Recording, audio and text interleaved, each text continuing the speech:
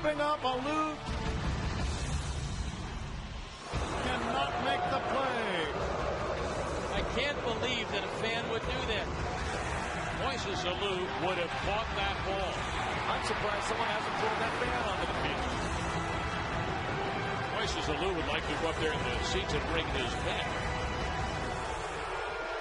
Well, it stands as the most recent and perhaps the most striking example of the fabled Cubs curse. And with the Cubs and Marlins starting a weekend series at Wrigley tonight, Steve Bartman's famous fan interference moment will be talked about a lot over the next few days. Some feel that incident changed the course of the postseason. It certainly had life-altering consequences for Bartman himself. But what if things had gone differently on that fateful night? With the help of Bob Costas, we misremember Game 6 of the 2003 NLCS. MLB Central misremembers Steve Bartman, October 14th, 2003. After enduring decades of one of sports' cruelest curses, the Chicago Cubs now stand just 5 outs from finally returning to the World Series. Staked to a 3-0 eighth-inning lead, a sensational Mark Pryor is cruising along with a 3-hit shutout. For the fading Florida Marlins, it's Luis Castillo at the plate, Juan Pierre on second, and the Wrigley Field crowd in a frenzy. The following sequence of events would not only change the course of Cubs history, but Chicago history as well. Unbeknownst to the charging left fielder, a Cubs fan in the stands was leaning over the wall, about to place his outstretched hand between the sinking foul ball and Alou's waiting glove, tempting cruel fate once more. Alou breaking on it, and he got it. Big catch by Moises Alou. What happened was the sort of good fortune seldom afforded Cub fans, and it came from a young man who would soon become Chicago's most cherished son, an unassuming young man named Steve Bartman. Realizing the fan in front of him was about to cost the Cubs a crucial out, Bartman alertly wrapped his right arm around the overzealous patron and, in the nick of time, pulled him away from the side of the wall, away from the ball headed toward Moises Alou's glove. Had the brave and quick-thinking Bartman not taken the situation into his own hands, Alou likely fails to make the catch, allowing Castillo's at-bat to continue.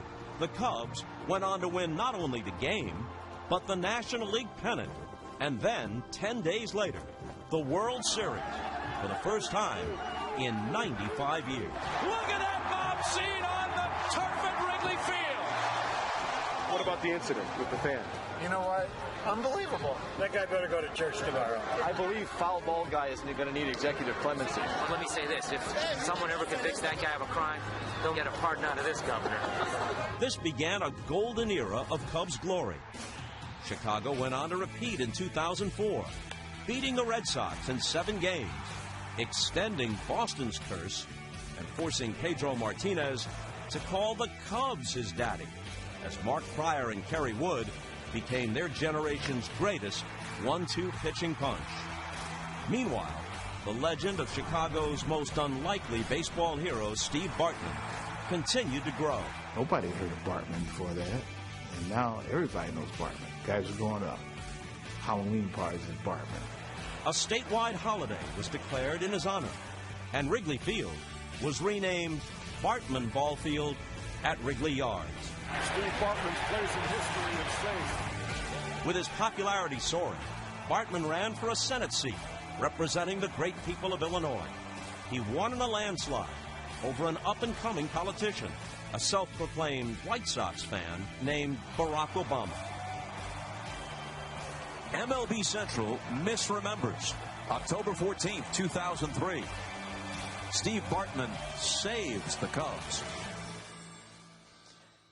So quite a few things would have gone differently if Steve Bartman had done something a little differently himself. You know, we have a lot of fun with that, and as we look back on that now, the abuse that Steve Bartman took, the blame that was laid on him was not only irrational, it was just downright, it was like animal behavior in the stands that night. That poor guy, those people should be ashamed of themselves the way they came up on that guy. Awful, really. Awful. Been there, I'm from Chicago. I mean, they wore him out. My homeboys were like, are you serious? And they don't even watch baseball. So, I mean, I was just like, man, this dude took abuse and abuse, but, I mean, seriously. I mean, his life ended that night. Watching those clips reminds me, 2003, the Chicago Cubs, I was with the Atlanta Braves, they came in and beat us with Kerry Wood in the division series, and just to watch those fans, they celebrated at Turner Field in front of us. I felt like there was more Cubs fans there that night than Atlanta Braves fans, and kind of just to watch them go and look like they're going to go on to the World Series and to have that happen. We played there.